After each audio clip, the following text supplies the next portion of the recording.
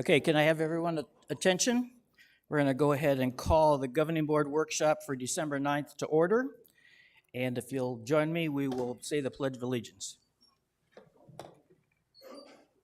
I pledge allegiance to the flag of the United States of America and to the republic for which it stands, one nation, under God, indivisible, with liberty and justice for all. Thank you. All right, we do have a quorum. We've got 8 of the 9 board members here. Director Stenenbein is under the weather, so he has been excused. And he's on the phone. Okay, Harry, you still there? I'm there, Tim. Okay, good, thanks. Surprises all the time. All right, the first order of business is the approval for the minutes of the November 4th Governing Board Workshop. If there are no changes or additions, they will stand as written. Seeing none, they will stand. All right, for new business, 3.01 is October 2022 Financial and Capital Report. CFO Pete Finelli. Thank you, Tim. Good morning, all the board. Appreciate it. Try to go through this. I know you got a pretty busy agenda, so I'll try to go through it relatively quickly.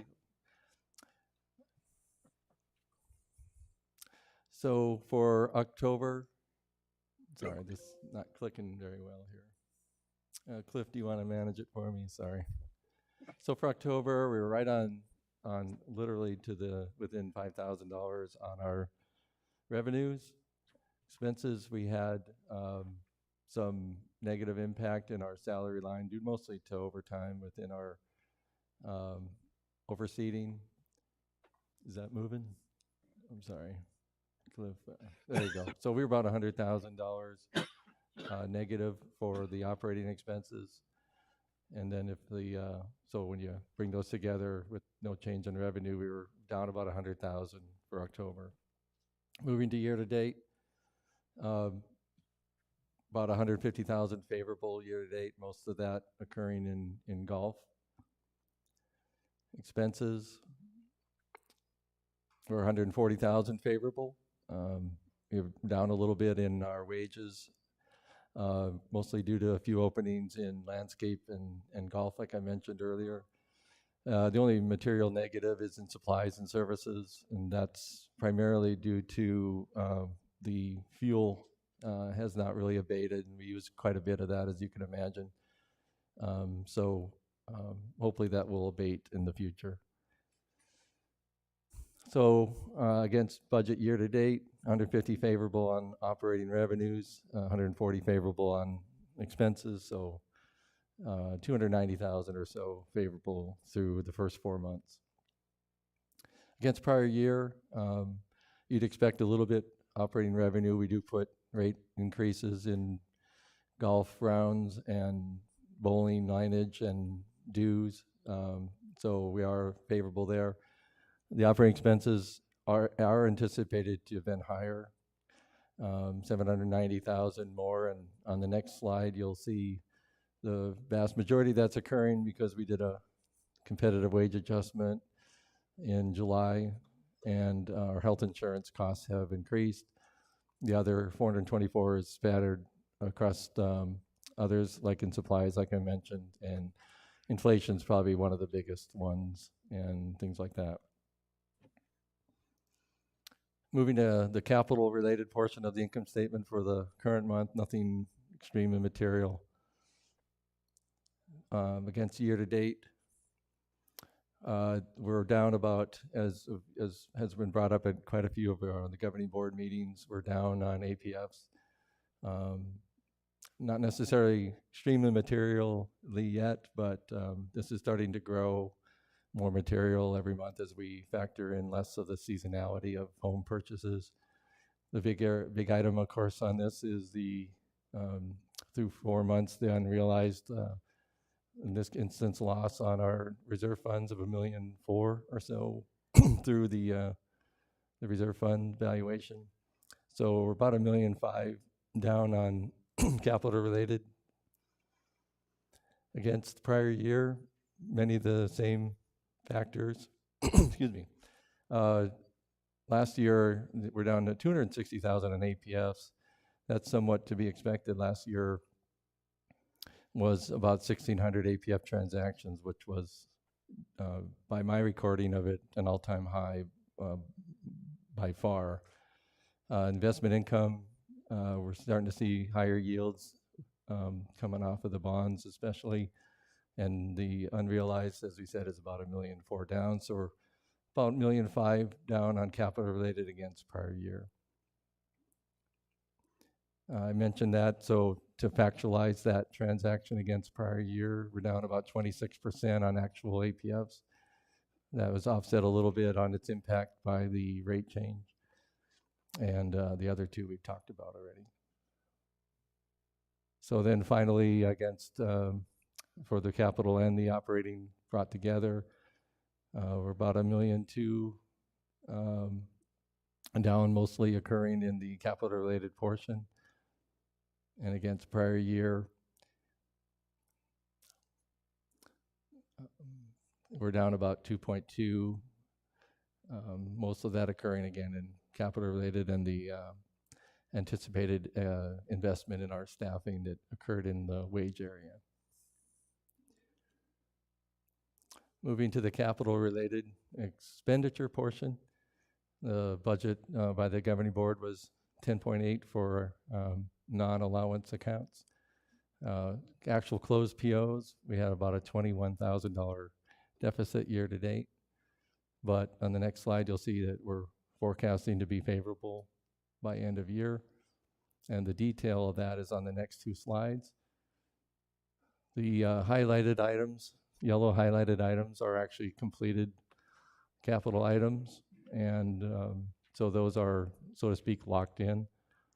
And if you'll go to the next page, you'll see that that projected variance column down the bottom, 3.9 thousand is actually essentially at zero for the 10.8 million we were budgeted. We've issued 2.2 million already, so there's not a ton of exposure going forward for anything anticipated.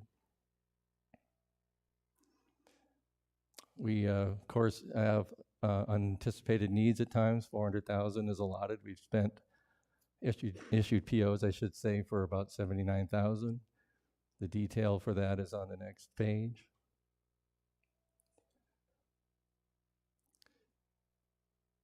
Then lastly, we move to the FFB, which is, of course, extremely important. We began the year at 54%, and if you'll move with your eye to the bottom, we're expected to be at 50% budgeted by the end of this fiscal year. With the, especially the reserve fund valuation change, we're now anticipating being 48%. So moving your eye to the top part, the inflows are impacted by the operating portion of the income statement. Right now we're 285 ahead. We're getting higher investment earnings, and then the APFs through 4 months are down, as we have discussed all of those. The capital portion, we've talked about that, 21,000 currently, but we expect to be zero by end of the year or better. And then the allowance is 321,000. The reserve fund valuation change is negative, but I do want to, the VNF won't meet actually till January 15th or 17th, something like that. But just to go into the holidays with a little bit of good news, the reserve funds have actually had about close to $1 million favorable valuation uptick in the month of November. So we should recapture quite a bit of that with our next posting. So that's all I had. Okay, do the directors have any questions for Pete? No? Okay, thank you, Pete. We'll move on. Roberta, you have a report for us? Yes, the Properties Committee toured all the facilities. And first I'd like to thank Carl Wilhelm and Russ Boston for and the other staff members for assisting in that. We couldn't do it without them. Most of, I'm not going to read through this document, it's posted online, but most of the maintenance issues have been taken care of, either through, they've been done, or there's work orders been put in for them. So that's good. The facility issues, some of them are in the process, like they put in the cooler for the Blizzard Acres pub, and we felt that since there wasn't a gate there, that it made it vulnerable for break-in, people stealing the beer. So we asked that a gate be put there. Turns out there used to be a gate there, and it was taken out several years ago. So they're investigating that and the pricing. And we'll probably go in another year's budget.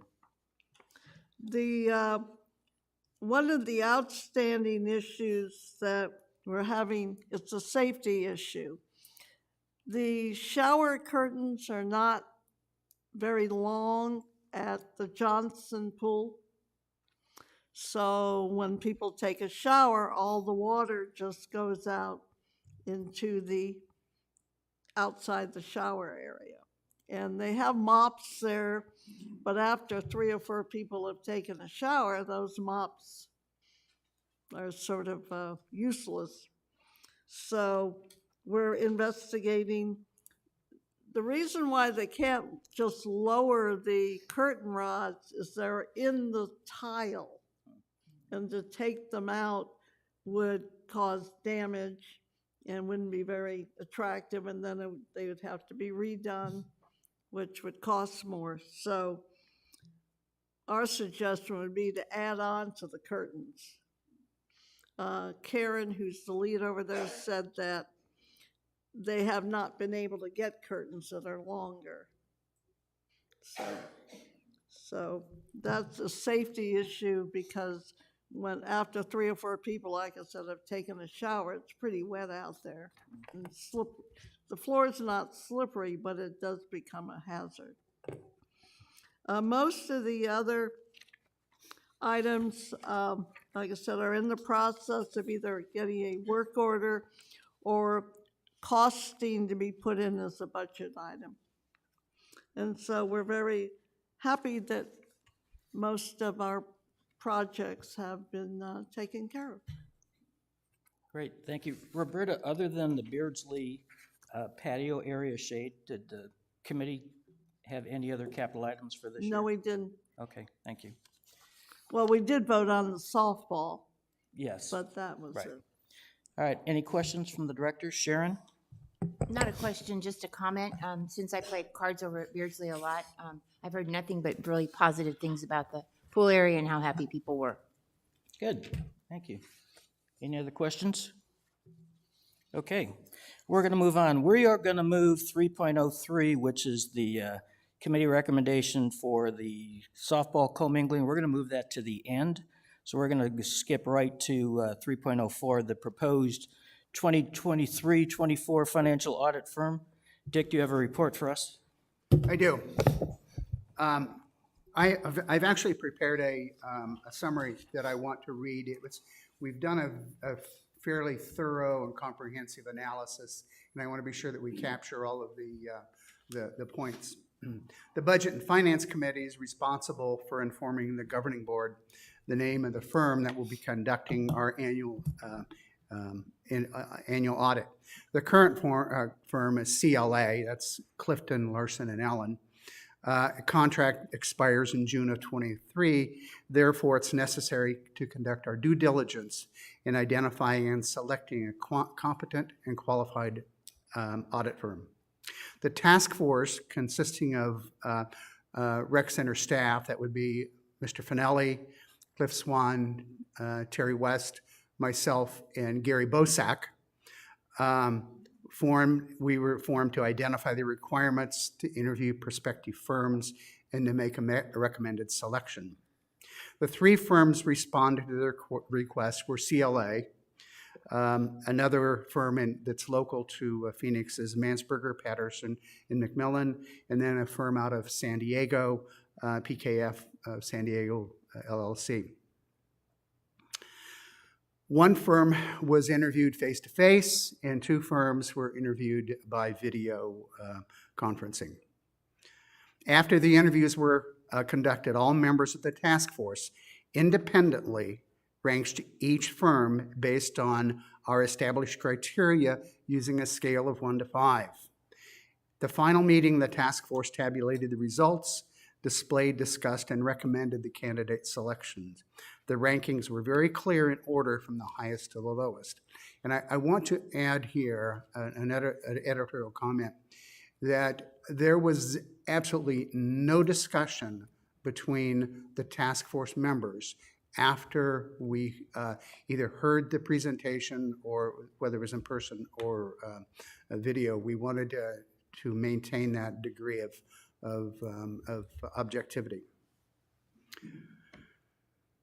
The firms ranked from, and again, this is a blind ranking on 5 separate criteria that I'll identify in a moment. And the rankings went from 117 down to 87, with Clifton, Larson, and Allen being the top, Mansberger, Patterson, and McMillan 94, CLA was 117, and PKF out of San Diego was 87. So there was a very distinct difference in the ranking of the folks.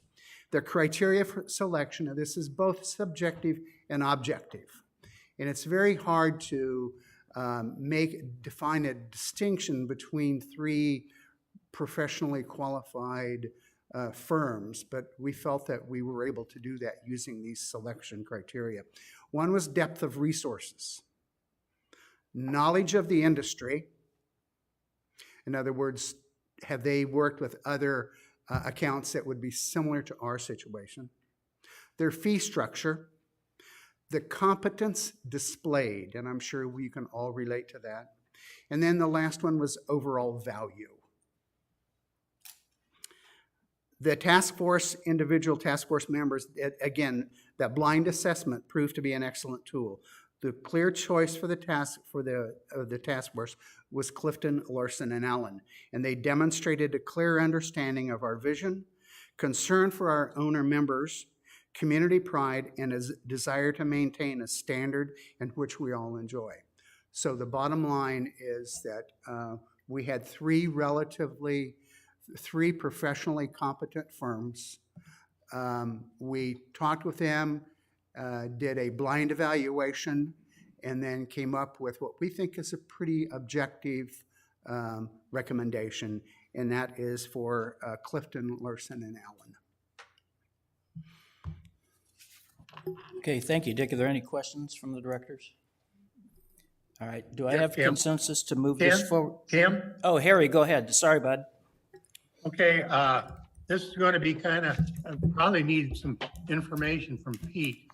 This is relating to the sales tax issue on the outside golf play. Yes. I didn't get all the figures, but roughly, if we got $1 million of outside play, a sales tax rate of about 6%, I don't know what they are exactly, that'd be about $60,000 that the issue we'd be looking at. So my question is, how much do we pay to the state of Arizona in outside sales tax? And did the auditors ever question why that amount was so, $60,000 difference with outside play would probably make a substantial difference in what we pay to the state of Arizona? All right, Pete's going to answer that, Harry. Okay. Yeah, we actually did review the findings, if you will, of the audit. The sales tax is not a standard audit function as part of the function, and quite bluntly, when we asked that of the other 2 candidates, most of them made that same argument. So if you're talking about the audit firm, that would be the answer.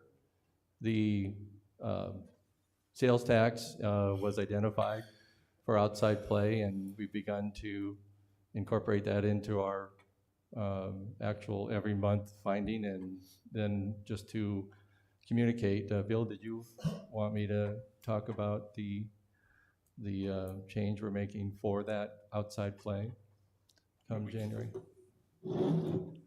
We can. What we've run across in our fee structure is the winter rate of play, for instance, to play a round of golf is $61 if you are a guest or an outside player. And that gets charged at our point of sales stations at all 7 of our golf courses. We're responsible for the sales tax on that, and we pay that. But what is not happening at our point of sale is that sales tax is not directly charged to the user. It's taken out of that $61, as opposed to we charge you $61, and at 6.3%, you're going to get charged $63.40. And that is being consumed by us currently, and we want to make that, we're going to pass that along to the user in the future. That's the steps that we're kind of taking, and we look to get that going January 1. Just one point of clarification, and that is the sales tax will be charged only to true outside players. If you have a guest that comes with you and they're playing with a member, they will not be charged the tax. It's strictly people from the outside that make a tee time, that come in and play, they're the ones who will be taxed. So Harry, there's some question about whether that $1 million is actually the right number. And we really won't know until we start doing it at the point of sale to see what kind of impact this is going to have. Okay, yeah, I hadn't heard anything lately on it, and I just wanted to clarify, because if it's a big number, as an accountant, if I looked at it and saying, you know, our sales tax that we pay Arizona is $80,000 a year on our items, and 60,000 of it should have been from that, it's a pretty substantial percentage.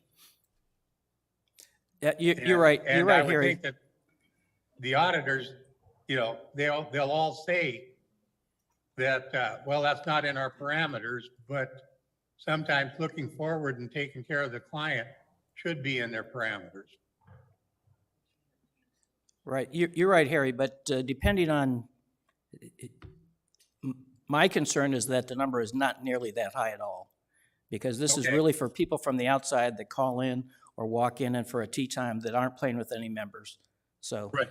we'll have to wait and I see. don't know those numbers, so that's why I'm asking the question. Right, okay, thanks. Any other questions for Dick? All right, Dick, you have 3.05, policy reviews? I do. We actually have 4 policy reviews on the agenda.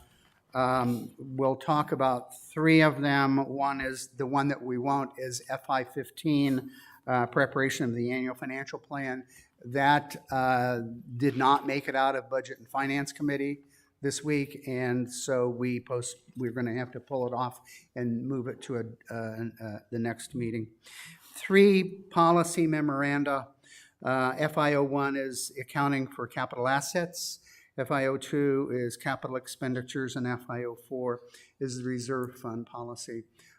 We have taken a very careful look and reviewed these policies, these 3 policies, with staff and our own internal committee, and all 3 of them, we do not recommend any changes in them. Okay, thank you. Any questions on that? Karen? Are you going to move back to 304 and ask for a consensus from the board on that audit? I did. And you got it? Okay, thank you. Okay, no questions? We are going to move to 3.0. Sharon? Sorry, I just wanted to know, when you said move it forward, are we moving it forward since there's no budget and finance committee meeting, and if they review it, and they don't review it till the 3rd week in January, would you move it forward then to February? No, that FI 15 is what you're referring to. Yeah, The- Because he's It not has to go meeting. back to the committee first, and then it'll Right. come back to us.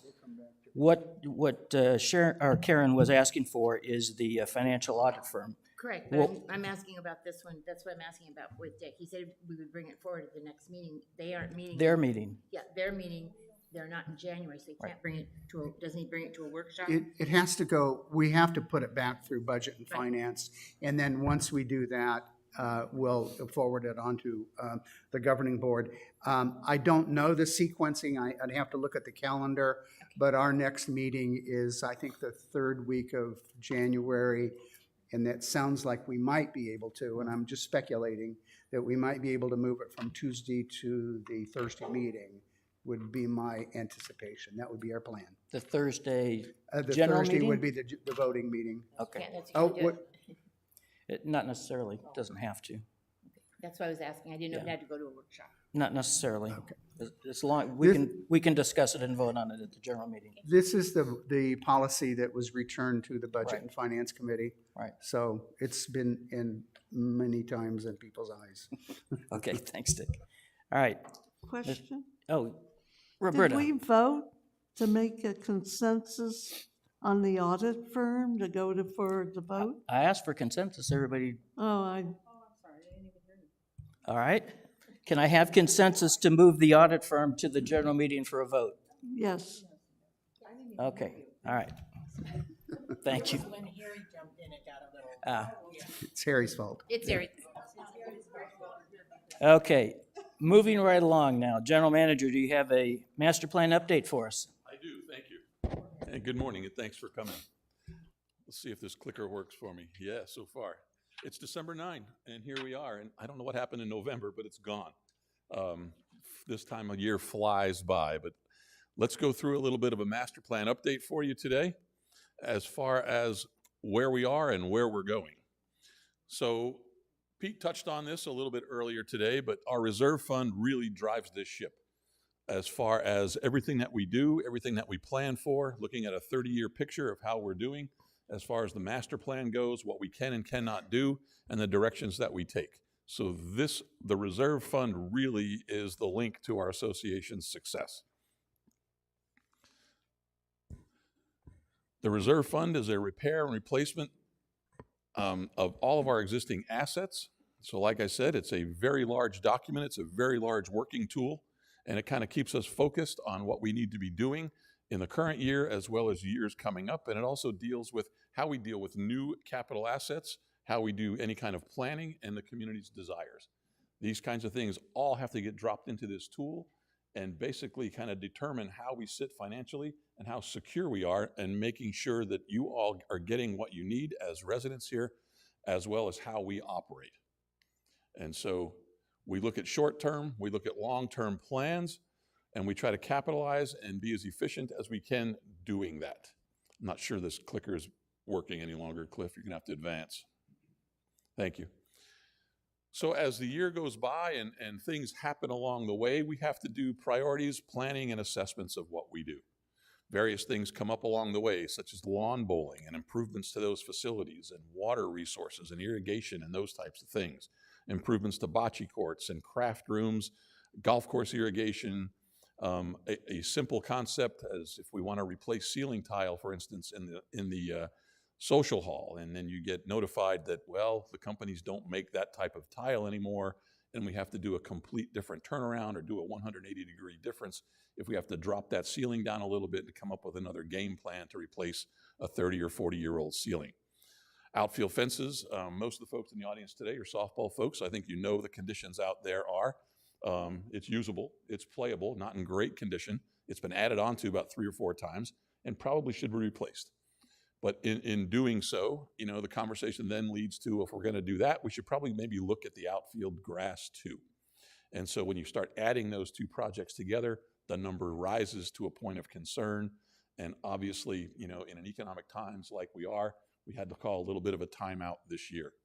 So how things get planned, how things get prioritized really fall into our reserve study, and that is our planning tool. So that is the big link when we talk about updating our master plan.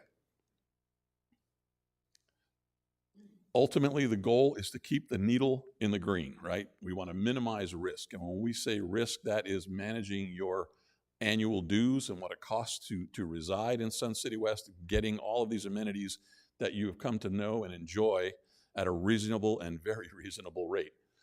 We want to make sure that your costs are kind of maintained at where they are. We don't want to see large increases. Help. Thank you. So again, what we try to do is strategic plan when it comes to everything that we do, master planning wise, and dealing with all of our amenities to prevent this. And that is any kind of special assessment, right? In the government world, if this were a city, you know, we'd be looking at bond issues. If you want to build a recreation center, if you want $16 million and you want to build a new police station for $20 million or an airport, people tax themselves, right? They go to the voting booth and they say, yes, I will vote on a $200 million bond, and cities go out and build that. So for the next 20 years, you're paying a fee on your property tax to help offset these costs. We're not a city. Everything comes to us via your annual dues. And so this is what we want to avoid, any kind of surprises. So hence our reserve study knows when we have to replace 200 air conditioners, which we recently did. We have 50 some odd buildings around here that require air conditioning and climate control. So when those air conditioners are placed on top of roofs, we have a plan that basically we know in 12 to 13 years, we got to do that again. So the resources are placed in this plan knowing that this replacement is coming. And everything that we do is monitored that way. So our research to date, when it comes to our master plan, we've held resident surveys, we've done community focus groups, and we studied generational trends. Along with those, we take a look at operational costs. You typically can't build a new building and assume that some magical dust is going to fall out of the sky and there's going to be money to operate those things. It costs money to staff things, it costs money to turn on the power and take care of all kinds of things as we continue to operate. And as you know, can you please go back one, please? Thank you. So these are some of the issues that really are pending when it comes to how we deal with what we're doing today. The market analysis that we do and the labor competition. I'll just share with you a story this morning eating breakfast. I'm staring at the news, the local news, and some script rolling across the bottom of the TV screen is telling me that the city of Phoenix today approved $3,000 signing bonuses for lifeguards, right? They try to operate city swimming pools throughout the summer and they can't find help. We're in that same boat. You know, we have 475 employees, most of them part-time, and we operate an operation here from 5 o'clock in the morning till 9 o'clock at night. 3 shifts requires a lot of people, but they don't grow on trees. You know, it's hard to capture that. And so labor competition in today's world is really, really tough. Katie O'Grady's sitting in the back of the room in the world of IT. Speak with her personally on how easy it is to find IT support and what it costs to bring those folks in. It's scary. It is something that we really, really struggle with. So we look at our staffing numbers on how we deal with that, how we recruit people here, how do we retain people here. It's a different world. It really, really is. So when we add facilities, if we add buildings, if we add things, it comes with cost. So we have to find additional staff. And typically the operational staff or the operational costs are all funded with your user revenue. And that is your operational fees and your annual dues. Anytime we subsidize things, it comes with a hit to the annual dues. And I know everyone's sensitive to that.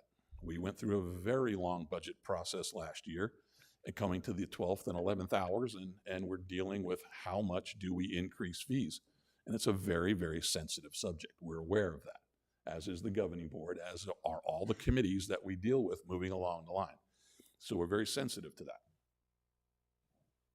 So anything that requires subsidy usually comes with operational fees. And any kind of savings that we can produce at the end of the operating year falls into our reserve fund. So what we learn from talking to the community for the last 6 or 7 months, right? Again, the reserve study and our fully funded balance is the linchpin to everything that we do. Governing board policy sets that. We can't go below a savings level in our reserve fund that the governing board is going to accept when approving a budget. So we have to play smart, and we have to be pretty strategic. But there are other things that are presented to us that we really have to pay attention to.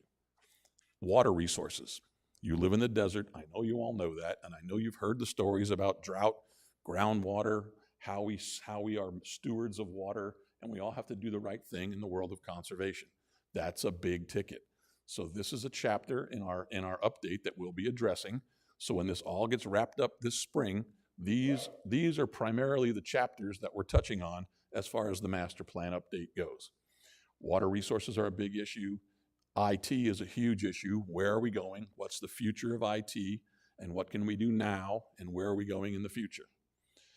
The residents here have talked about casual dining, food and beverage experience. They'd like to see that enhanced somehow, some way. But again, restaurant business and the restaurant industry is very, very expensive, very costly. There's a lot of waste in that environment. So what can we do strategically to provide that service and do it right? Pickleball is the fastest growing sport in this nation and has been for several years. And Sun City West knows that. There's a gigantic wave out there, and it's been hitting our shores for a while. We're trying to do what we can, and we circle the word efficiency in doing so. We don't have a lot of land at our disposal that we can just snap our fingers and go build softball fields or pickleball courts or tennis courts or buildings. We are somewhat landlocked. We got to be smart. We got to understand that. We have to share and communicate and those types of things. So this will also be addressed as far as our update goes. And the residents talk about open space and park space. R.H. Johnson is probably our biggest venue currently. And what can we do there to enhance some of that? People love walking trails. People like to get out and exercise. We appreciate that. And what can we do to enhance that? And the library and community center listed, but it's certainly not last on the list as far as our priorities go. But the future of libraries are changing.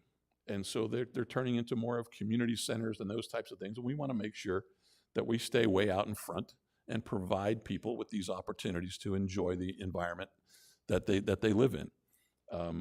We have a tremendous library. That is probably, it's amazing of the actual visitation and the checkout items that come out of that facility. Very, very well used. It really is a special facility. So what's next? Again, the reserve study is a gigantic spreadsheet and a tool that the finance team uses, and it's got over 1,200 line items, where we basically have identified everything we know we need to exchange and replace that has a dollar value over $5,000. So it is a very extensive tool that we use to deal with things we know we have to touch on: landscape, irrigation, facilities, roofs, asphalt parking lots, sports and aquatics. The R.H. Johnson Center is enormous. A third of that parking lot, not even a third. We're looking at, for instance, this fiscal year coming up, we have from the entrance into the administrative offices over to the driveway that we share with Fry's, from our door out to R.H. Johnson Boulevard, right? It's old. The asphalt is separating, needs to be replaced and whatnot. But that alone is $900,000, over $900,000 to replace and mill and fix that piece of asphalt.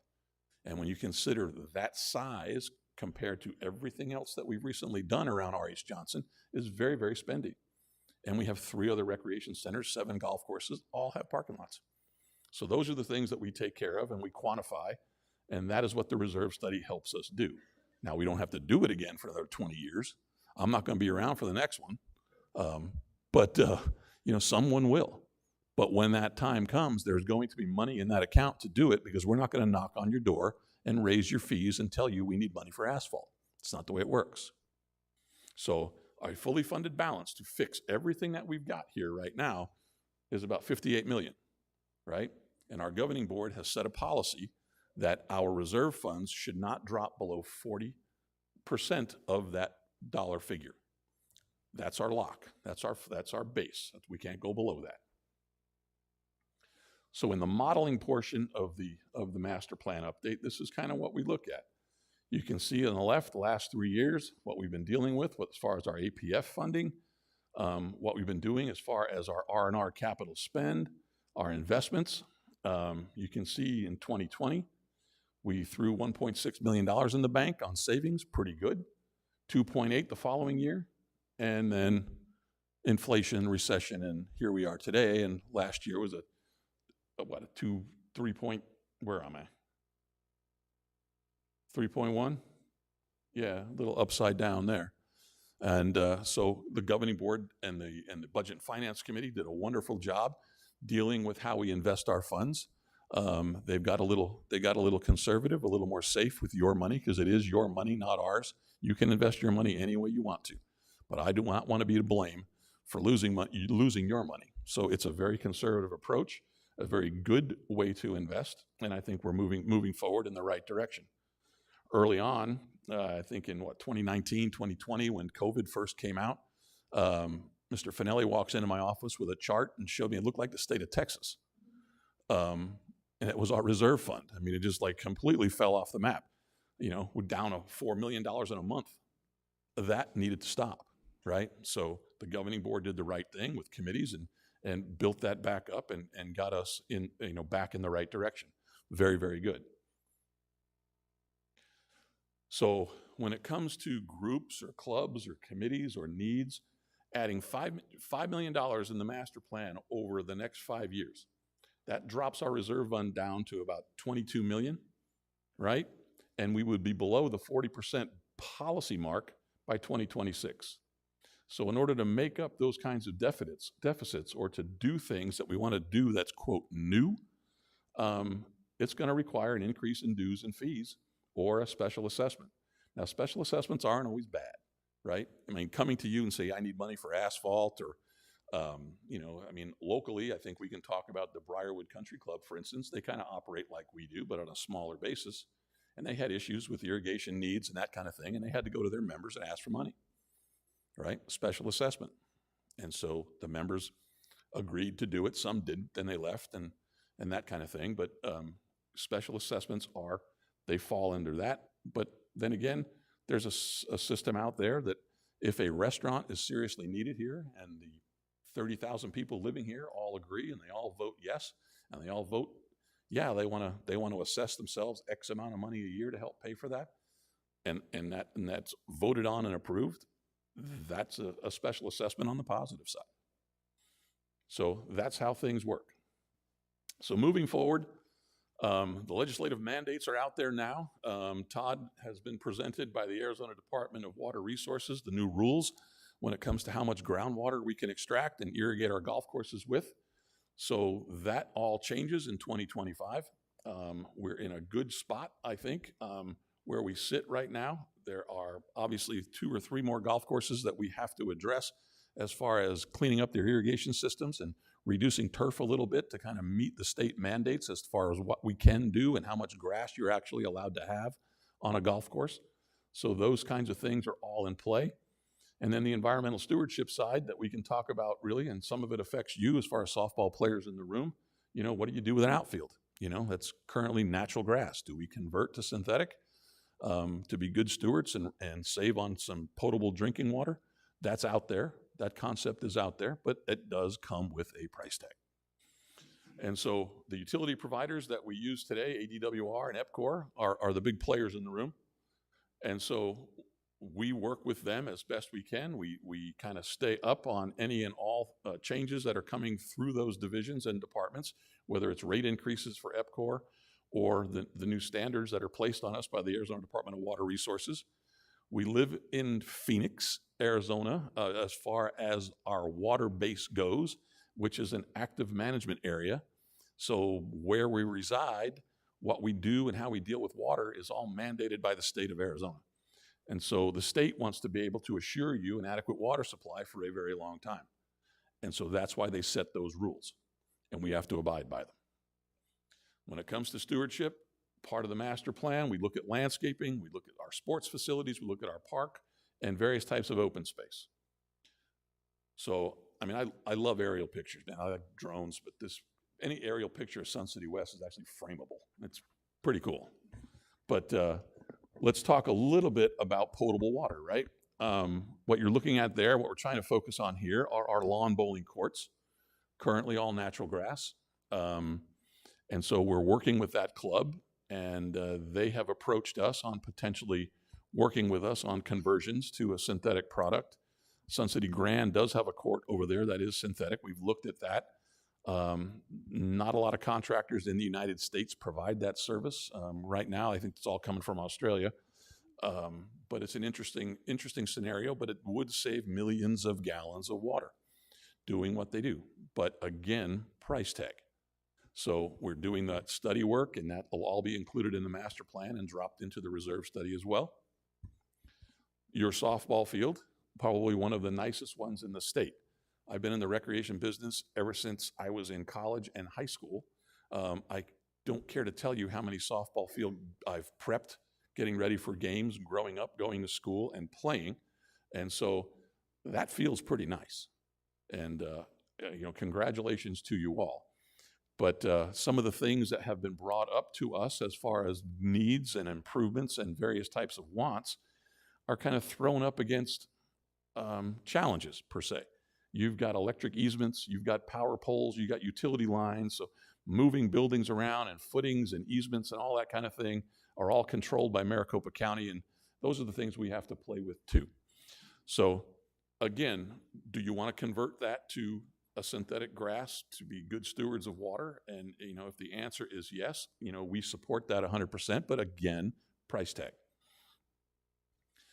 And then all of the landscaping that Todd and his team are all responsible for throughout our association, again, all require potable water to be thrown. Beardsley Park is another example. Wonderful venue, but this is the direction that we're going, right? Smart irrigation, smart technology. Let's be good stewards with the water. There's a lot of opportunity out there where you go from what you used to have to walk out there with a big old sprinkler and jam it in the ground and turn and irrigate and hope the wind worked in your direction that day, or else you're going to have some trouble on your golf course or softball field. Things are now, Todd can irrigate the property laying in bed. He doesn't do that though.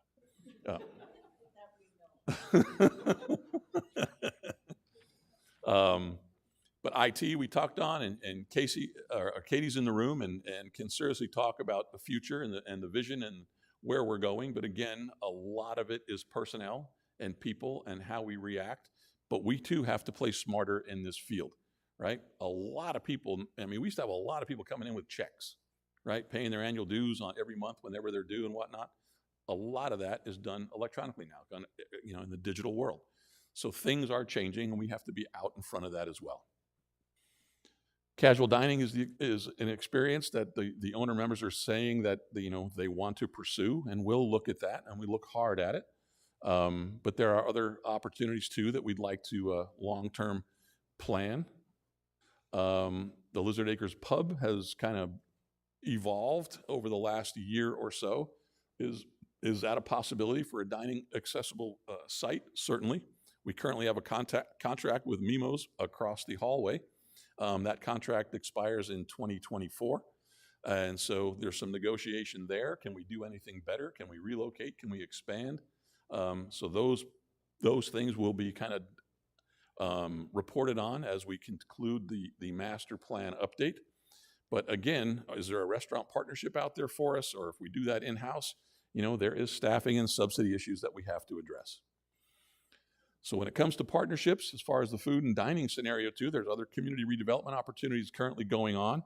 The Hillcrest Golf Course has to abide by the same water rules by the state of Arizona that we do. So they are actively pursuing a different kind of design, a different kind of layout of their golf course. They've got 175 acres of turf over there that you're only allowed to have 90. So what are they going to do with that extra area that they have developable? So they are in the process of master planning their own site that we're kind of working with them on. And then the Briarwood Country Club as well is looking at potentially partnering with us on a dining opportunity. As far as a full-blown country club membership, they have a social membership, and they're kind of now narrowing that down. If you want a dining membership, they'd honor that. And so you're going to see some opportunity very soon, I think, in Rec Center News and some other publications coming out that will explain what they're kind of offering. But again, a very nice dining opportunity available to you at a very modest price would be, some short-term quick fixes as far as providing that kind of service here. Again, Hillcrest and Briarwood, working with them on the casual dining thing. Pickleball, as you know, is again a very popular sport, and so moving in that direction, how do we kind of take what we have and fix their need per se? But the craze continues, and it's again the fastest growing sport in the country, and we're seeing it here as well. A couple of photos here as far as the concept of sharing goes. I mean, we have 6 kind of tennis courts that need adjustment over in the Kuntz area. The surface all needs to be redone. They're asphalt courts, not the greatest. They do separate. I mean, asphalt stays together because heavy trucks and those things help drive on them every day, keeping that asphalt compacted. But if you put an asphalt tennis court down or an asphalt driveway and you're not putting excessive weight on it and the change of weather, that stuff will separate. And that's what we're experiencing on our facilities, so they need to be redone. But in a shared concept, as you can see here, there's 4 pickleball courts or games being played right there on a tennis court. And as you can see, the tennis net is still up. You can still play tennis there. So that's a concept that is taking place all over the world, whether it's on cruise ships or resort hotels and that kind of thing. Pickleball and tennis need to kind of unite a little bit because of the absolute shared space that is necessary.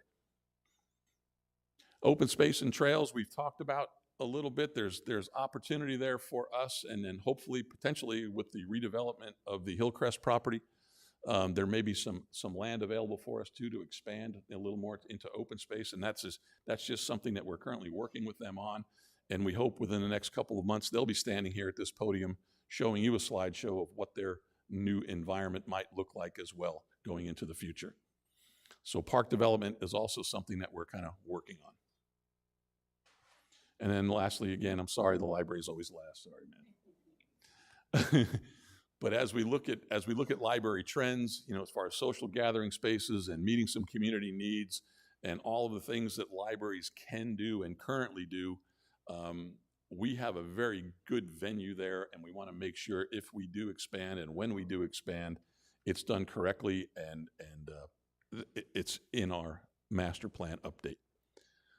So lastly, as we kind of wrap this program up and move forward, and we hope to have this thing done about the same time we're getting our budget completed, like April, May. A couple things we're still working on, and that's the legal assessment on water rights. How we deal with the competitive wage assessment when it comes to IT, all the costing and design costs that are out there, dealing with some of the things we've talked about earlier today, as well as the dining and entertainment industry, as far as what's out there and what the owner members are telling us that they'd like to see. So when it comes to the master planning and the benefits, really it's kind of unifying a vision, kind of keep us from fraying, going all kinds of different directions that we really don't need to go, control cost and optimize space. And that is really it for as far as my presentation today, Tim, and thank you for your time. Okay, thank you, Bill. Very thorough. Any questions from the directors on the master plan as it was presented? Nobody, really? Nobody? Oh, Sharon. Okay, the golf subcommittee was given some incorrect information, or at least in my opinion, it was given some incorrect information in regards to grants. As of yesterday, I just received an email from Kristen Cinema's office with all the grants that are available in regards to nonprofits and 501c4s. They're listed here for all of the infrastructures of 3 or 4 different kinds, and including the Department of Energy, in regards to different ones that you can get through grants.gov. So stating in the subcommittee was that grants weren't available to us. If we are a nonprofit and a 501c4, we can get grants both from the Arizona Department of Transportation on infrastructure in regards to putting in the electrical outlets or changing any of the infrastructure that needs to be done here, which would then be able to take money from that wasn't being used for the infrastructure to be able to put it into the master plan. Yeah, I'd have to go back and read those minutes because we are eligible for grants. We recently received $410,000 from the Arizona Department of Tourism because golf is such a major impact on, it's a billion-dollar industry in the state of Arizona. And with all of the mandates being put on golf courses to reduce the amount of turf that you're actually irrigating, the Arizona Department of Tourism is supplying each golf course that qualifies and is eligible for, I believe, $100,000 worth of assistance as far as turf removal goes. And we were successful in capturing 420 Right. on that. So yeah, Okay, but so- any grant information that you have, please forward to us and we will take advantage of any and all. Okay, because it is really important, because to me, some of the things that you can do inside a master plan, which one of the things is a finance group that literally looks at outside ways of bringing in money. And Yeah. one of the other ways of doing that is, I'll go back to where I lived before in Bend, Oregon, but they took, this small community was about 35,000 people, and they wanted to increase their library like Tracy has with, and make it a bigger library. So they found the land and the rest, and they rebuilt it, but they had a group called Friends of the Library, which you currently have, but they went out instead. If you're interested in helping us fund this, we're gonna have a fundraising campaign. So if there's a group of people that want to have something done, then they can put together their own group that fundraises specifically for that. Right. And that also can be in regards to the master plan. Right. And Okay. to Tracy's credit and some of the things that we're currently working on, we do have a Friends of the Library Association in Sun City West. They have a very healthy endowment, I believe $1.5 million, something along those lines. But they are eligible. People donate homes to them, that those homes get sold and their endowment fund builds. But they do a lot of fundraising annually with book sales and other things. And they basically, we provide the building and we provide the staff at that library, but everything else in that library is funded by others. I'm just saying you can also do that with other items that are in the Yeah. master plan. Thank you. Sure. Yeah, thank you, Karen, or Sharon. Thank you, Karen. Thank you, Sharon. All right, any other questions? Harry, do you have any questions? No, not that present time, Tim, thanks. Okay, thank you. Thank you, Bill. Thank you. All right, here it goes. We're going to do 3.03, committee recommendations, request for standard reciprocal agreement waiver, softball November co-mingling vote. And Jack, are you going to present it, or do you want Mr. Hone to present it, the request? I can present it. Okay. I can present it. The softball club took a vote in November, and the vote was whether or not to continue co-mingling, and I'll define what that term means in a bit. The vote was 114 in favor of and 101 against, so it was a very close vote. They presented their case, the results of their vote, to the Chartered Clubs Committee this past Tuesday, and there was vigorous discussion at that meeting, which was good. I think it was a very good discussion. At the end of that conversation, the Chartered Clubs Committee, by consensus on whether to recommend, what to recommend to the governing board regarding the vote from the softball club, the Chartered Clubs Committee came to a consensus on a 5-4 vote on Tuesday, December 6th, that the governing board deny the softball club's request for a waiver of statement number 3 in the reciprocal agreement, which says visiting members shall not displace club members. The waiver, if granted, would allow participants from each community, in this case Sun City West and Sun City, to play on the same team. That is what co-mingling is called. Co-mingling is not a function of a reciprocal agreement, but is a function of the waiver. So I want to make sure that everybody understands what reciprocity or reciprocal play is versus co-mingling. Reciprocal play can exist without co-mingling. However, co-mingling cannot exist without a reciprocal agreement and the requested waiver. So that's the recommendation from the Chartered Clubs Committee to this governing board. Okay, thank you, Jack. Mr. Hone, would you want to go ahead and make your request to the board?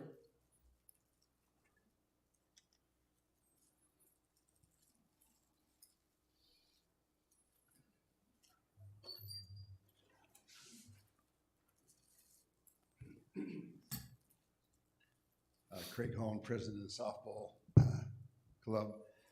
You want my red card? Sure, go ahead. 123608. Reciprocal play rules waiver. As per Sun City West Softball Club bylaws and Sun City West RMPs, I'm requesting a waiver to the rule requiring reciprocating teams to be made of residents of the community reciprocating with Sun City West to include substitutes. This waiver will allow Sun City West Softball Club to continue with our existing draft in all leagues with players from Sun City and Sun City West on all teams. We will continue to abide by the reciprocity rules to alternate playing sites. Signed by me, and I presented a copy to both the president and the committee chairman. The vote was 114 to 101. Along with that, we voted for new board members, and the new board members will be Nick Misos, Kay Peterson, and Dave Rigg. And I Okay, request that waiver as president by our vote. great, thank you. So directors, we have in front of us a request for a waiver. Do we have any discussion on this point? As usual, I'm always confused. Could you please explain again commingle versus reciprocal? Jack? Is it all right if I ask? Yes, that's what we're here for. Reciprocal says that you have two teams from, or a team from each of two communities. The reciprocal agreement requires that the team from each community is made up of members of that community. What commingling says is that I have community A and community B, but I can have teams that consist of members from A and B. Does that help? Okay. Ann? I'm sure I'm going to have more questions, but the first one is, when players from Sun City come here, are they paying any kind of guest fees? I will answer that by saying part of the reciprocal agreement says that guest fees are not required at either location. Am I correct in that this, I understand that, well, I'd like to know, do we have other clubs that are having this much usage of reciprocity without paying fees? I think, Casey, I think if we look at the number of clubs that have reciprocity agreements, there's just a handful, maybe 6 or 7 clubs that include pickleball. I'm going to try off the top of my head. Pickleball, tennis, there's a cribbage club, and a couple others. I don't know, Casey, if you can name them.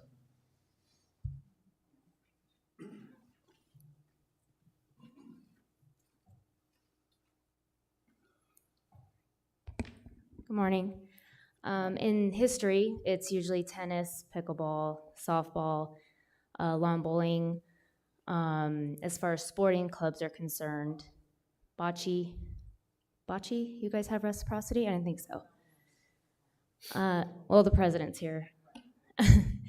So, and then you go into the card clubs, cribbage does, and there is one other one, and I can't recall. Oh, and mini golf, okay. So in the past, we have had a lot of reciprocity agreements, and tennis, who had one, we have not seen one in a couple years.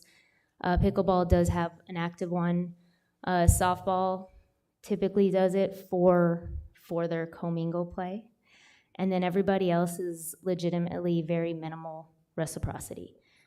I know pickleball is 6 times per season, so whatever your season is, correct me if I'm wrong, it's kind of October through April for most. They do it 6 times, so 3 here, 3 there. Tennis in the past was every Friday, so that rotated. Now that's another different subject of matter. Cribbage is once a month, I think 1 here, 1 there. I'm trying to remember off the top of my head, I'm sorry. And mini golf is very rare as well. So How often does softball do the reciprocity, I guess is the best word to use? all right, so they have leagues. How many leagues do you guys have in your? Okay, 5 main leagues, 5 times.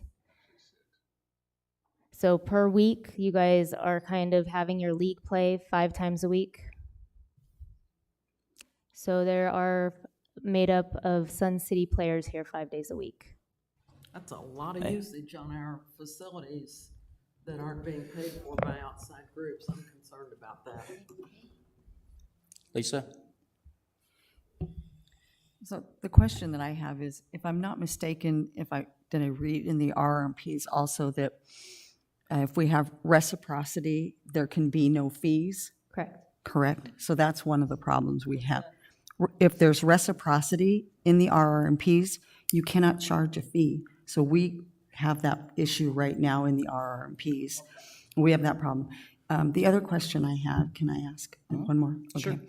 Sure. In this vote that softball took was in accordance with your bylaws? Is that right? That you guys have to take this vote every year? Is that correct, Casey? Yeah. Okay. I'll let Craig speak. I'm sorry, Craig. I didn't mean to make you get up. I know it's a stupid hip. Anyway, yes, I have it here somewhere. But anyway, it goes through how we can vote.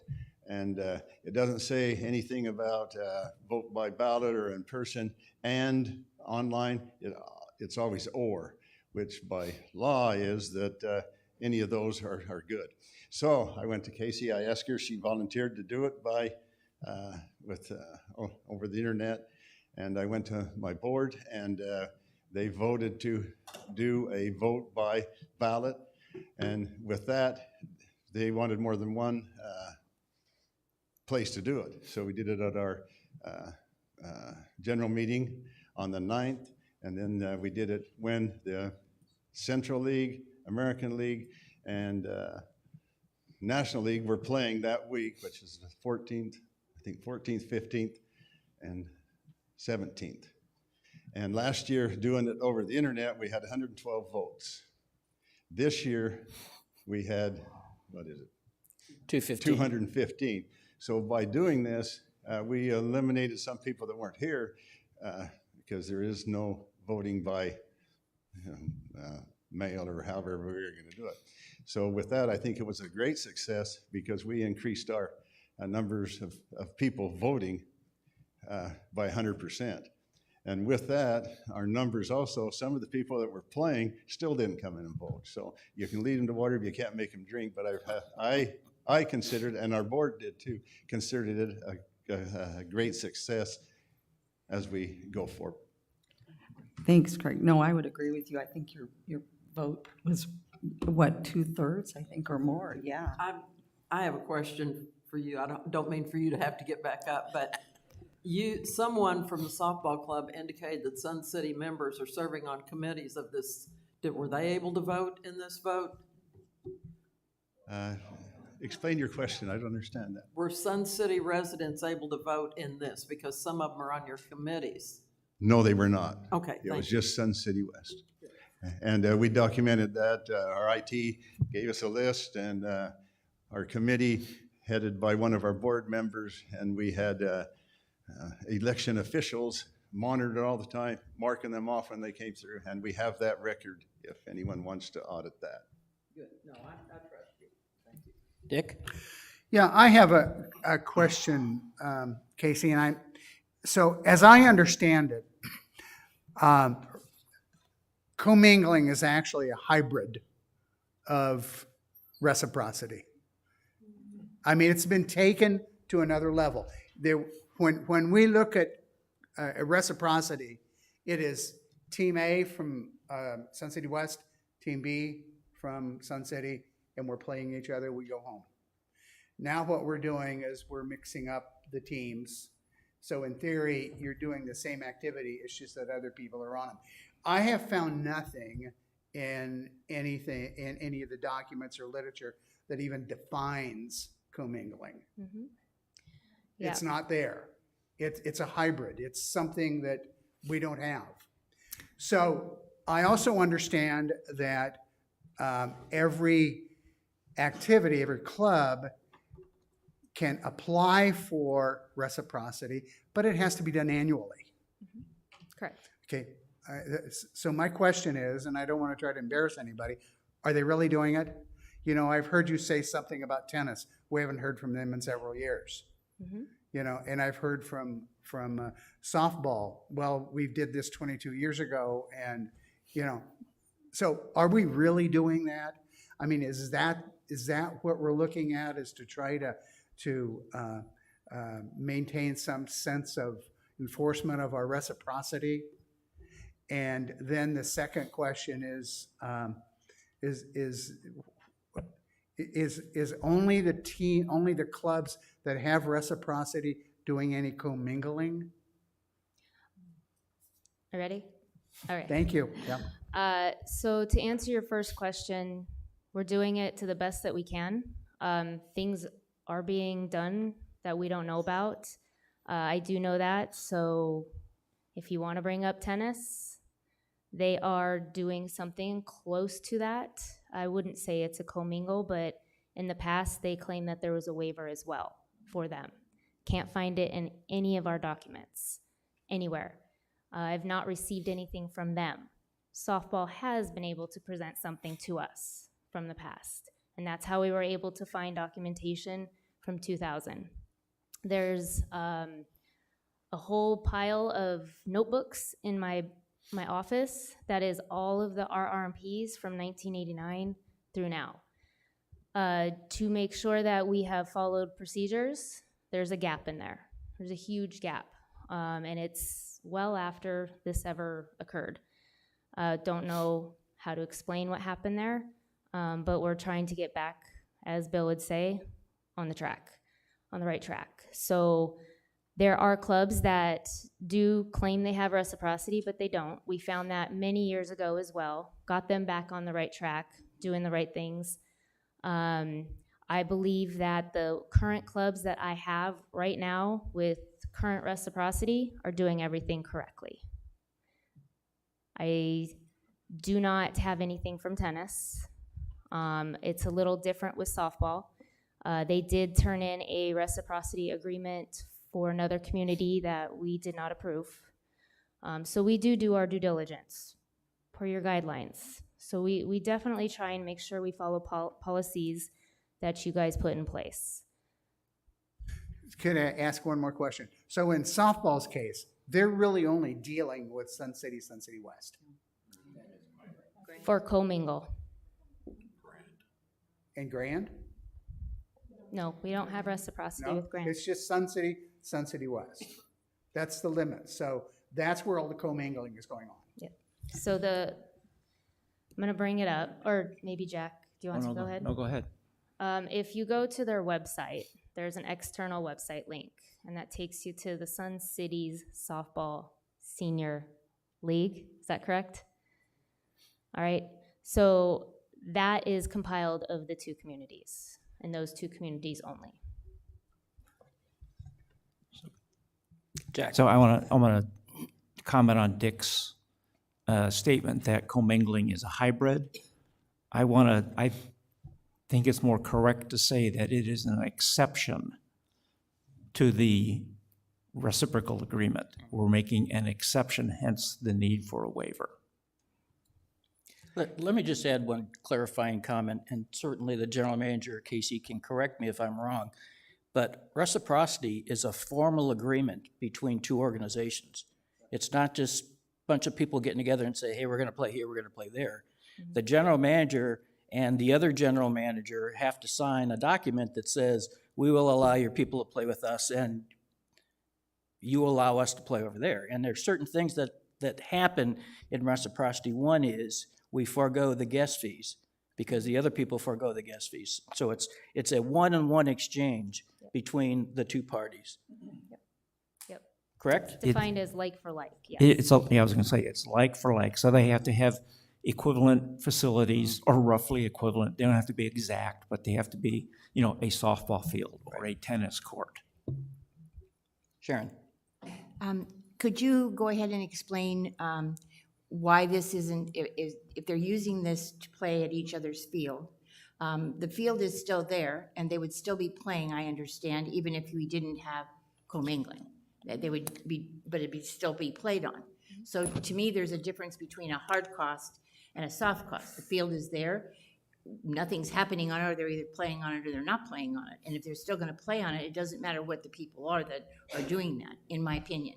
The other piece of that, though, is that with co-mingling, you aren't getting into the fact that these are tournaments. These are, I mean, they're not tournaments, but they're special groups that you play with so that you have a better safety record, you have a better way to play, and you wouldn't have those league games. It's not any different than bowling, for example, that has league play, that they play at different, that they come in here, that are not all from Sun City or Sun City West even, I don't know. But that I know it's under our preview. But they're not clubs, I understand that, but again, it's a word we're using, okay, and the word clubs, okay? So, but again, you still are doing this in other areas within Sun City West and have been for over 20 years. So we're asking them to do something different. All right, let's be clear. What they're asking us is for a waiver to forego the clause in the RRNPs that said for Sun City residents only. That's what they're asking for. So cost really shouldn't come into it. The recommendation of the committee is a recommendation. We need to decide on our own, okay, the merits of this on its own. So if there's no more, Director Kay. Thank you, Mr. President. Couple of questions. Is our current reciprocity agreement that we have with Sun City good until April of 2023? That's my understanding, yes. Okay. So at this point, playing devil's advocate, because it's important that the board recognize we represent all the clubs. My concern about the co-mingling is, will we see ourselves with 10 other clubs coming forward wanting the same privilege? And if that becomes an issue, I'm concerned about the fairness for all our clubs and it making sense. Just, again, to be the bad guy, but the questions I've been asked is, well, gee, what incentive is there for me to join a club in Sun City West and pay my fees if I can live in Peoria and still come over here and play ball or pickleball or whatever the sport may be? So I think from the broad picture, we all do need to think about that because it is a concern. Well, Kay, I appreciate your comments. And if other clubs want to come, they will have to ask for a waiver. They will all be dealt with individually. So just because if we decide to grant them a waiver, does not necessarily mean we'll grant another club a waiver. If we don't grant them a waiver and another club comes based on that situation, we may grant that. So they should be handled independently. Okay? Okay, I understand that, but is that fair? Is that fair to the clubs? That's my only question. Well, that's what we're going to have to decide. Exactly. I just bring that up for that point because you know that it will generate additional interest in co-mingling. Well, Guaranteed. with the vote as close as it is, we're going to make half of them mad. So we need to do what's best for the entire community. At least it was over here first. Thank you, Mr. President. I just want some clarification. What we're discussing today is just for consensus to decide whether we're going to move it forward to the governing board meeting next week for Yes. vote, correct? Yes. Thank you. Once we hear all the comments, I'll ask for consensus. Dick. Yeah, I guess I'm still I'm still stuck on co-mingling because we don't even, there's no definition for it. You know, what has happened is softball in their innocence just took it to a different level, took reciprocity to a different level, and to where it's not recognized as reciprocity anymore. There's still reciprocity, Dick. It's reciprocity. They're two separate issues. I understand that, but we could grant reciprocity now, today, or not today, but. There's already a signed They reciprocity have a agreement. reciprocity agreement, Right. but we're giving a waiver for something that technically doesn't exist. That little piece that I talked about with the gap in the middle, that's where it's lost.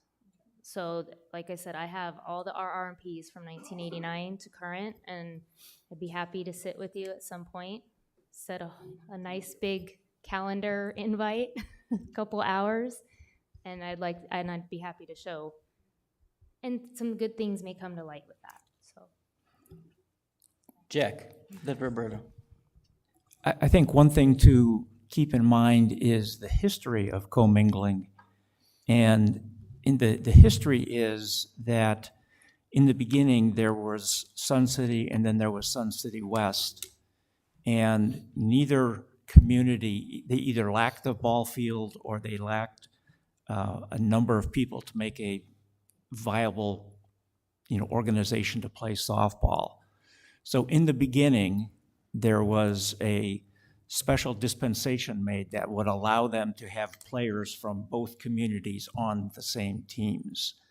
Now, something that happened back in the year 2000 is that the Chartered Clubs Committee at that time advised the then general manager, Mr. Anderson Wyckoff, that that at that time it was known as the Sun Cities Senior Softball League.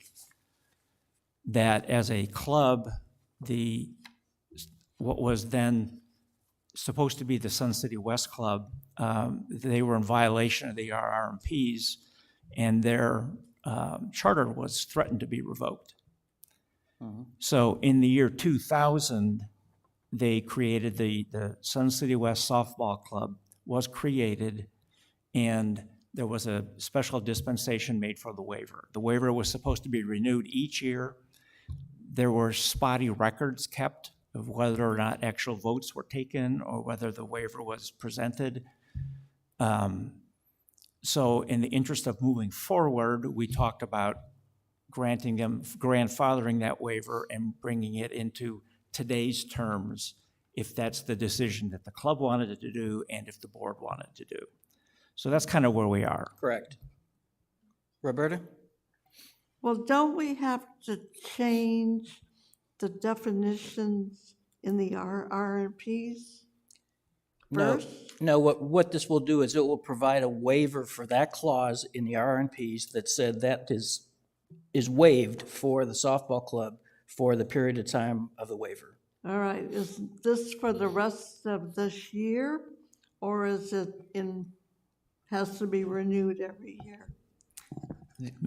Yes, go ahead, Jack. The goal is that it would co-terminate with the existing reciprocal agreement, and that going forward, if the waiver is granted every year, that the reciprocal agreement and the waiver would have both the same start date and the same termination date, but no more than 12 months.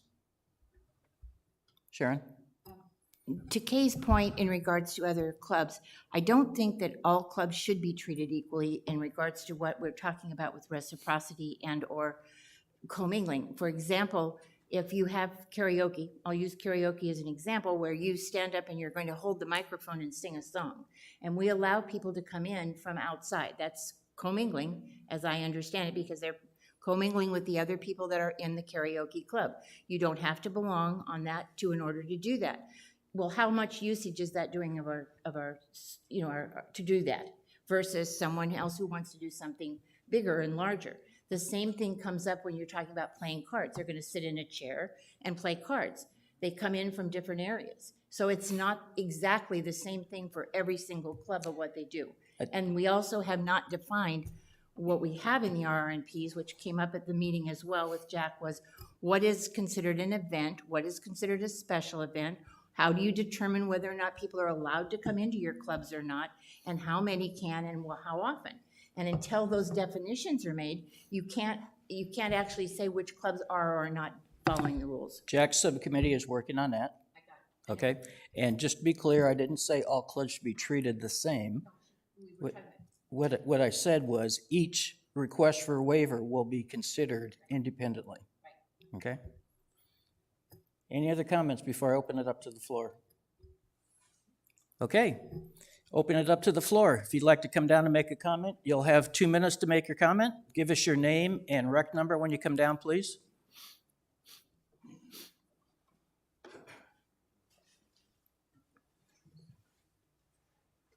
Hi, Hi. my name is Larry Ware, and I'm just going to try and get some glasses on so I can read this number here. My number here on the card.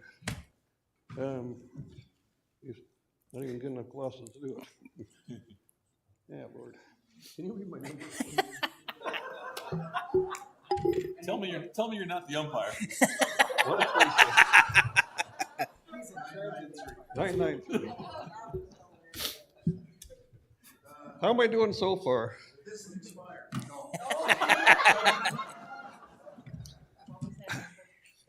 Okay. I'm sorry, can we get the name and number again, please? I think I got it big enough now. 136993. Okay, thank you. Larry Ware is my name. I'm actually a Canadian, but that's nothing to do with anything. Okay, the key thing to really understand here, and by the way, thanks, board, for all the efforts you do, because it's a volunteer thing and it's great that you do it. If there's 350 softball players, they play in both fields. And if you made it so that you couldn't commingle, there'd still be 350 people playing in both fields. All that you're doing is you're saying, hey, some of these people can play together on different teams, but if you didn't do that, there'd still be the same number of teams, the same number of uses of the field, no difference on that at all. Co-mingling just means you can mix up the people that play on the teams, but there'd be no less usage of any field, no less people playing softball. And in fact, there's more people that play softball at a Sun City West than there is at a Sun City.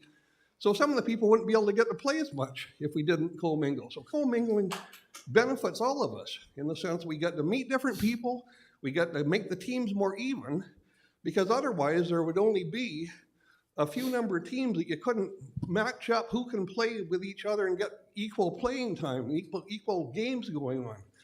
So it's very important that reciprocity and co-mingling are different things.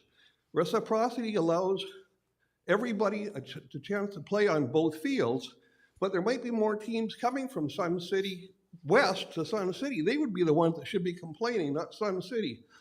My last point, and my most important point, I think, is really that if you took a vote amongst everybody that lives in Sun City and said, or Sun City West, and said, what do you think about co-mingling? What do you think of reciprocity? You know what most people would say?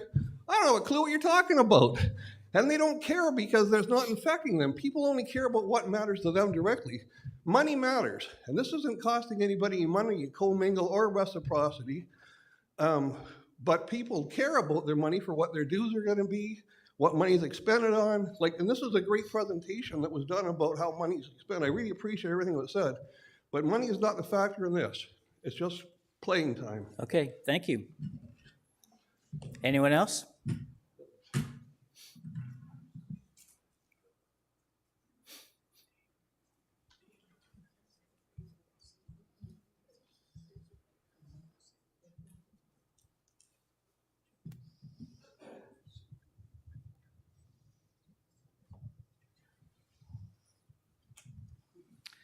Hello, thank you. My name is Tony Perillo. My rec number is 138261. I'm a relatively new member to both the community and the softball club. Welcome.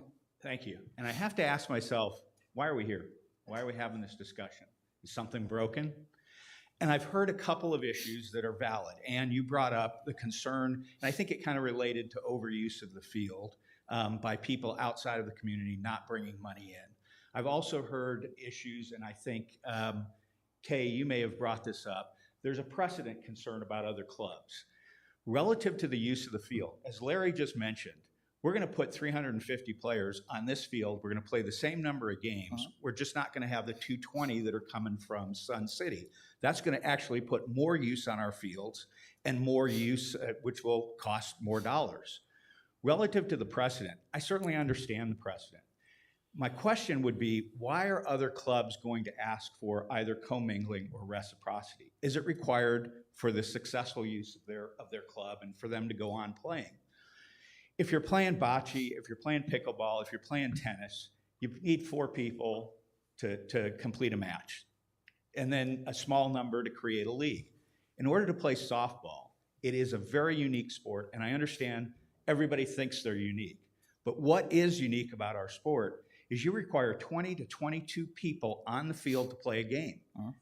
You need at least 6 teams to successfully conduct a league. That's relatively unique and would make an easy case if some other club, for some reason, and came in and said, hey, I need co-mingling, I need reciprocity, softball has it. Great, do you need 22 or 20 players to play an actual game? I don't think they do, and I think that's what makes this not precedent setting for other clubs. Appreciate your time, I appreciate the efforts, and I appreciate the effort that the Charter Club Committee put in last week to discuss this in the thoughtful consideration. Great. Thanks for your time. Thank you.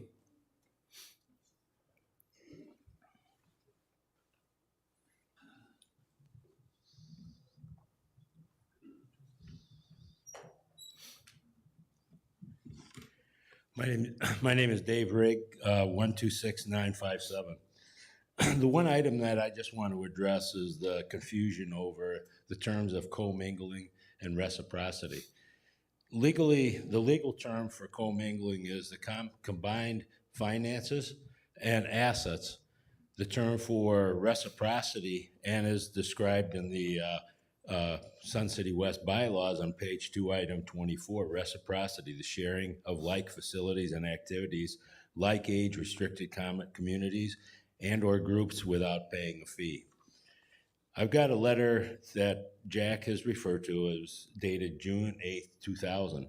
And in that letter, it says, your request for a waiver has been granted by the governing board of directors. This was voted on and granted at the May 25th, 2000 governing board meeting. This waiver shall continue on a year-to-year basis, provided that the Sun City West Softball Club takes a vote to reaffirm their desire and continue to play on a combined team with Sun City. And then they had an attachment for the member. So I don't understand why it's a big deal to get another waiver, because we've never had a vote that the club voted to discontinue reciprocity. We don't commingle anymore. They have their own finances, we have our own finances. They pay for their bills, we pay for our bills. So there is no commingling, and none of the assets of both clubs are combined anyplace. So my opinion, this is a moot point. All we should be concerned about, are we getting reciprocity agreements, which we have done. We've done that, I know, since 2020, when I was president of the club. Bill signed them, and the president of the club signed them. Craig has signed them, and Bill has signed them for this year. So I'm not sure why we're even talking about a date in March anyway, because it goes from January through December 31st. Thank you.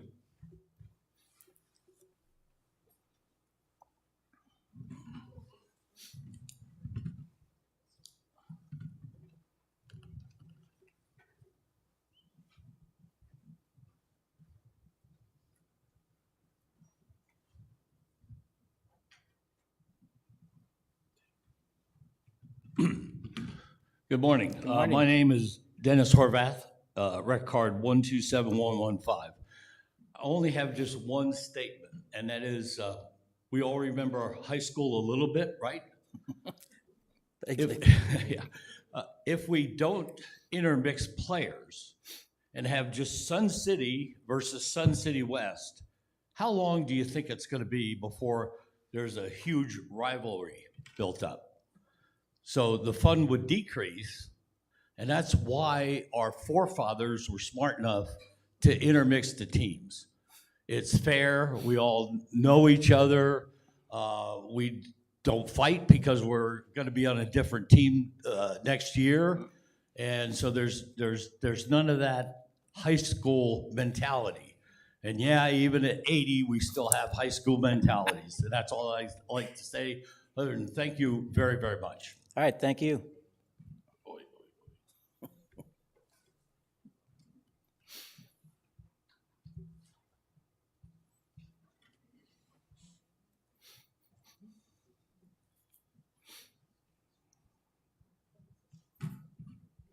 Good morning. My name is Larry Reed, Rec Center number 120508. Just to establish who I am, I'm a member of the softball club. I have been for 11 years. I have been a member of the softball club board. I've also been the chairman of one of the leagues in the softball club. So I've had quite a bit of experience in not only playing with the club, but also well-versed in the organization of the club. And it seems to me that the one thing that needs to be clarified here, and this is based on some of the comments from some of the board members, and that is to establish the difference between reciprocity and co-mingle. If I understand correctly, the practice of reciprocity is to allow, for example, a club in Sun City West and a club in Sun City to be able to enjoy use of each other's facilities, and that's the reciprocal agreement. I use yours, you use mine. Within that, the organization of the club is the responsibility and is designated to the club itself. In the case of softball, the club is organized into leagues. Within the league is organized into teams. All of that is conducted by the clubs in agreement how they want to do that. Having co-mingle is simply having players show up at a team, at a field, and they co-mingle on a team. If you think about it like this, we have more members of our combined clubs in Sun City West than in Sun City, but if you have 100 Sun City club members and they come over to play, those 100 members are using our facilities.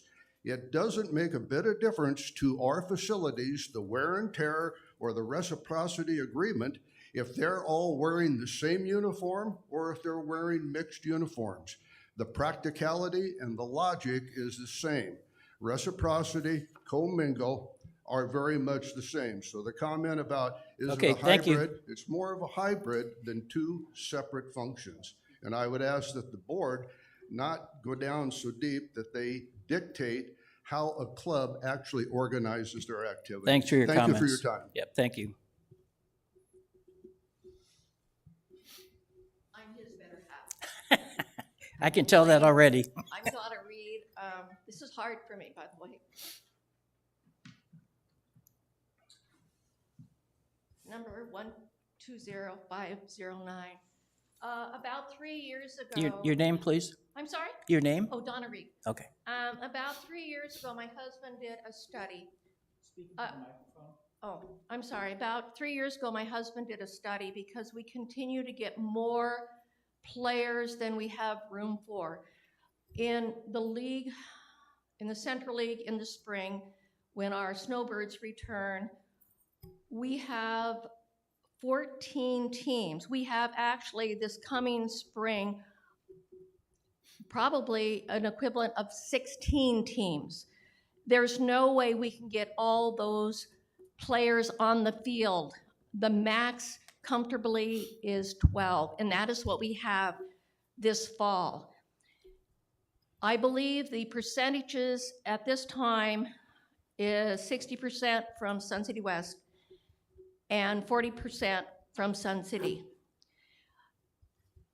We have talked about needing another field. If we do not have the use of the Sun City field, we are going to not have as many programs we have and opportunities for the ball players to play. We need their field. We need to co-mingle with them. Otherwise, the problem's going to be on your shoulders to find us another field. I do the stats for the Central League. Right now, we have 21 substitute players we're trying to get into the league so that they have an opportunity to play because they came late, they came after the draft, and they're doing a great job. But that's another almost 2 teams, and we haven't even opened up, enrollment for the draft for the spring session. So we have too many players and not enough fields. Thank you. All right, thank you.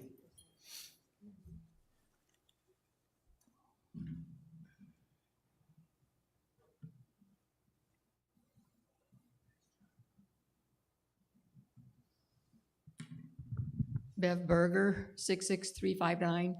Most of what I was going to say has been stated before, but back to the waiver that we have since 2000, shouldn't this be made a grandfathered in, since there's been lost records and all the other stuff you said? Because it's signed in 2000 to continue unless we say we don't want to commingle.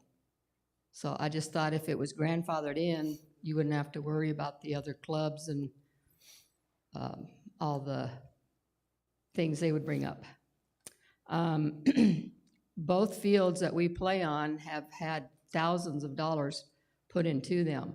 So Sun City has also spent money so we can play, and we've spent money so they can play. I think it's equal. Also, we stated previously that no matter whose feet are on our field, there's still going to be X amount of people, X amount of teams to be on the field for wear and tear. I've been here since 2000, been playing since '05, and as stated previously, the last meeting, I'm involved in everything. I love softball, love being on the field, love all the acquaintances that I've made. And if everything was going smoothly and no problems, why are we having to change? Thank you. Okay, thank you. And I can answer that question. Earlier on in this process, we were inundated by a very vocal group of people who were against commingling. That's how this all started. That's how it came up to our level.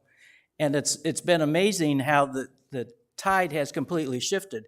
Now we have people that want commingling here, and I haven't seen a person that doesn't want it in a long, long time. Okay, so we really would like to hear both sides of the question. So what I'm going to ask for is consent to move this forward to the board meeting for a vote. And what I would like to ask Craig and Dave to do is, we need 3 people from each side. We'll give them 3 minutes each to stand up and give their side of the story. Okay? Don't want to hear just from the people that don't want it. We don't want to hear just from the people that want it. We want to get a balanced picture of what it is. Okay? Can we do that? Can you recruit the other team? That would be my job. I'll talk to Dave about it, and I'll get both sides of it. Let me state a couple things. Okay. In 2014, we had a vote like this, and it was my opinion then, and I'll give you that reason. But bottom line, there's only one person that as president, has said that they can speak for our club, and that in this meeting or other committees, and that's been Dave Rigg to present our CR13s. Other than that, there isn't anyone that, as president representing the club, that I've authorized to speak to you. They all have their personal opinions, and so that's where we'll go with that. And I'll work with Dave and as you say, the other side, and I'll talk, because bottom line, those boisterous ones that you're talking about, I've really tried hard to not make them an issue. And that's been an issue at the field and all that stuff that you've probably already heard about. But bottom line, as president, and Bill can tell you this, many meetings with he and Casey, they asked me, what do you feel about this? And I said, I feel about this, I have one vote. And I represent everyone, as you were tasked to do. With that, I just want to, my opinion in 2014 and my opinion now is that we have 2 higher authorities that we answer to in our leagues. Right. And with that, I watched the governing board meet at Sun City on their videos. You're very calm here compared to them, by the way. And there was nothing mentioned about this. And so I called 2 of them, and I said, what do you think about reciprocal play and co-mingling with your softball? They had no idea anything was even going on. And so that bothers me, because as we come through our chain of command, we answer to you, we answer to Bill, we answer to Casey, our players answer to me from Sun City, but it also comes down the other way, and when we co-mingle and put players on teams, all those teams and players answer to two higher authorities. That's been my position forever. And I've never worked at a steel mill, in the military, where you answer to two higher authorities, because it's very confusing. And does it work usually? Yeah, usually it works. But in my case, 5 times, I've been circumvented by that line of authority this year, and had to deal with that. And is it my personality? Maybe so. Is it their personality? Maybe so. But the black and white of it is, even if we vote to commingle, I would suggest that we have a line of authority interaction that's defined so that our players know that. And so, because I have a lot of friends over there too, contracts you fought for their belief. I mean, maybe more than anyone else that's even here, because as my postings overseas have gone, I've come in and out. But I have a lot of friends there. But I said, but again, my job is to represent everyone. And like you said, the votes, half and half. Okay, is this group here represent, like you said?